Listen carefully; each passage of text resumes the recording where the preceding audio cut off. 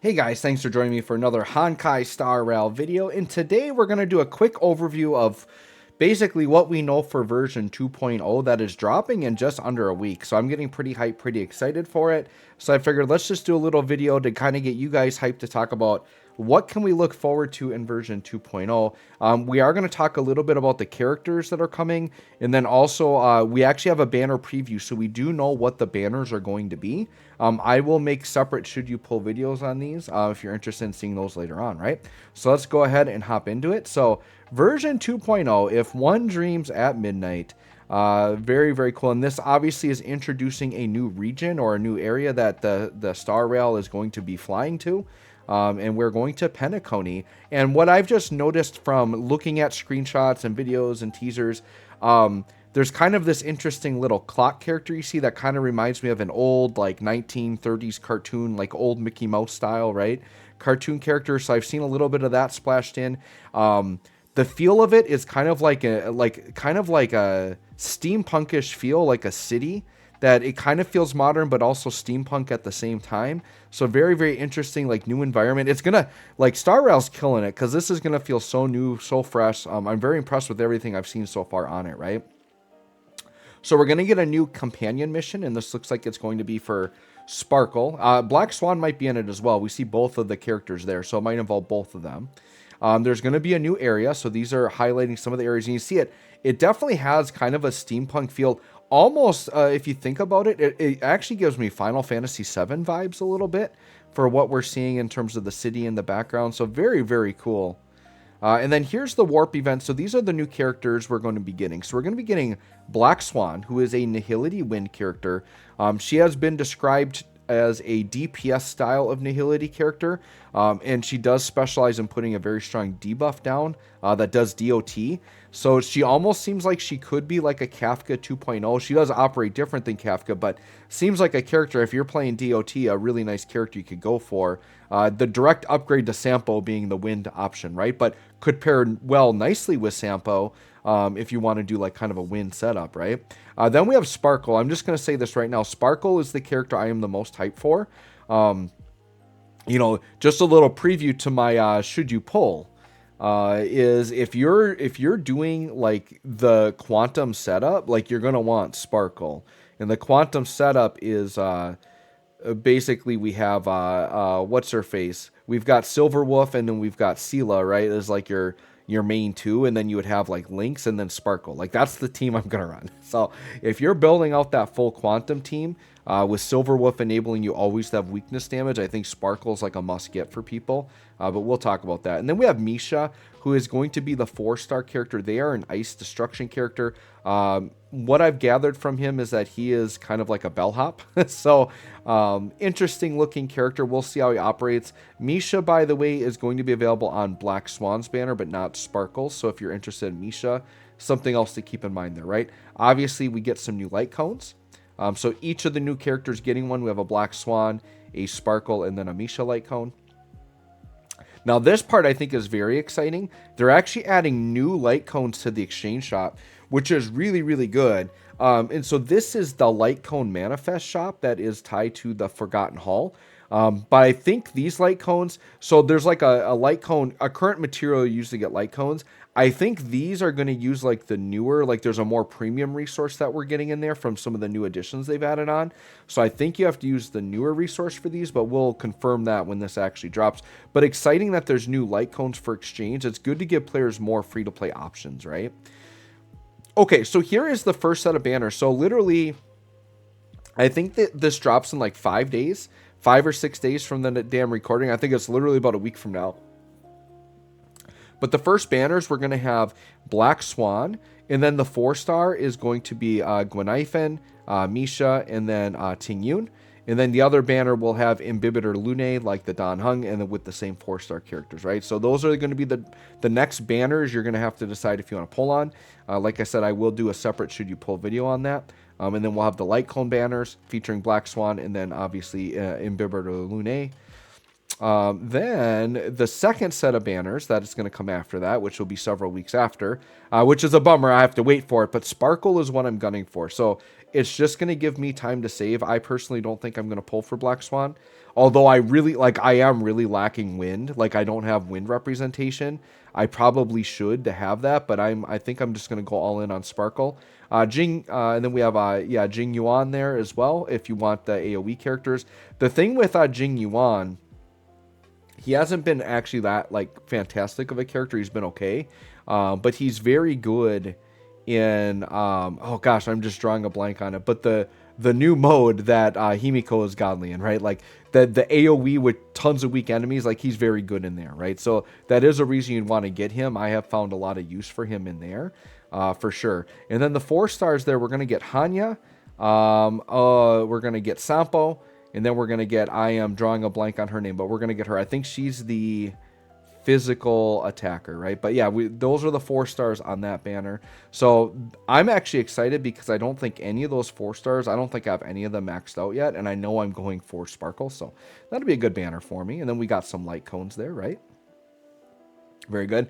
Some new enemies being introduced to the game, right, to give us some fresh looks at things. I like how you're actually fighting like trash cans, right? So yeah, some very cool new enemies there that we're going to be looking forward to. Some of these enemies probably, because there's going to be like new materials to upgrade. There's going to be actually new trace materials and upgrade materials. Some of these enemies I'm sure are going to be very common in those modes, right? They are going to give us a daily summon tickets, and I believe this adds up to 10, right? 3, 4, 5, 6, 7, 8, 9. Yep. So you're going to get 10 free tickets just for logging in. So you're going to get your free multi.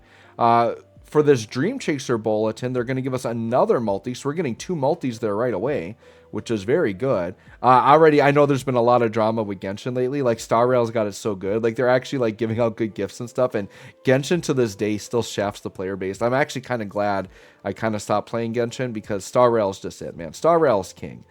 This game is amazing. We're going to get this Prison Break event, which is going to give us some more free rewards, which is great. This is the other thing. It wasn't good enough that they just gave us a free 5-star character in Dr. Ratio. Now we get a free 4-star character of our choice. So after completing this event, this Fateful Crossing Hanyu's Prison Break, after fulfilling the requirements, you're going to choose either Gwenaifen, Sampo, Asta, or Yukong. So that's very awesome, right? I'm probably going to take Gwenaifen because I don't think I've gotten any copies of her yet. I'll have to check out what my dupes are for the other ones, but I haven't really built any of those other characters. But I'm probably going to get Gwenaifen because I don't think I have her yet. So we'll see. We'll see. Then we have the Penacony Food Fest. Going to have some rewards with that. Very, very good. We're going to get a Planner Fissure event. So this is where you can get extra Simulated Universe rewards. Always nice. And then we're going to get extra of the rewards for doing the Calyxes, which is good. And then we're going to have some new game modes. So they've got one called Clockwork, Dreamwalker, Dream's Eye, Dream Jigsaw, and Dreamscape Pass. So I don't know much about those right now, but it's seeming like they are going to load us up with a bunch of really nice content, right? I think when this drops, we'll see what my schedule looks like next week. I probably got to do a stream. Like, there's going to be too much hypeness here. I'm definitely going to do a 2.0 stream next week. We'll just see what night I can actually get it done, right? So we're going to get some new relics. My assumption is these relics are going to be very good for Black Swan and Sparkle. That's just going to be my assumption. We'll see what they actually do when we get that information. We're going to get new character ascension materials, and conveniently enough, there's ice typing, which is going to be for Misha. We have quantum typing, which is going to be for Sparkle. I'm going to assume that they're going to need that. New trace materials. So this is actually new. It'll be interesting how they're going to implement this because, there's always just been one trace material for each typing, and now they're going in and they're adding new ones. So they're going to branch out to give us more stages we have to grind. I don't know how I feel about that because it is fun to get new stages, but it's also kind of nice. It's like, hey, if I grind the Harmony stage, it's going to level up any Harmony character's traces, right? Or if I do the Destruction stage, I know that I'm going to be able to level up any Destruction character. Well, now it appears that won't be the case, right? Because they're going to come out like this here. It looks like it's a Harmony stage. So there's going to be like another Harmony material now. So you're going to have to kind of split your energy into multiple stages. I mean, ultimately, it's not a big deal because I'm usually not pre-farming a ton anyways. And I just, whenever I get the character, I grind out whatever they need. But I think for people that maybe have had extra stamina or extra energy and they've just been pre-grinding, so like, yep, I know I'm going to get more Harmony characters in the future, or I'm going to get more whatever. That's kind of now going to hurt if you pre-grinded a bunch of certain materials, because they're not necessarily going to work for those characters now, right? All right, then we got a system update. So we have the Fates Atlas, which I think this is very good. This is going to give us an overview of the various adventures that you have experienced till the present. So I think it's going to be a way that you can maybe go back and watch cutscenes, important parts of the story, things like that. Because, you know, as the game goes on, there are very important things that have happened, but it's been a while because it takes a long time for the game to update. So I think this will be good to just be able to go in and refresh ourselves on the story. And it's going to include the critical plot points and unlock requirements for Trailblaze missions, Trailblaze continuances, companion missions, and certain adventure stories. So I think that's very good to have a way to go back and revisit some of those stories, right? Then they're going to do a profile update here. So what this is going to be is actually they're going to let players have more support characters. Hey, Dokkan, you want to take a note from this and let us have more than one friend unit so it's easier to get friend units on the friends list? That would be great. So Star Rail's already giving us that, which is awesome. And that's going to be easier to filter characters, so that's awesome as well.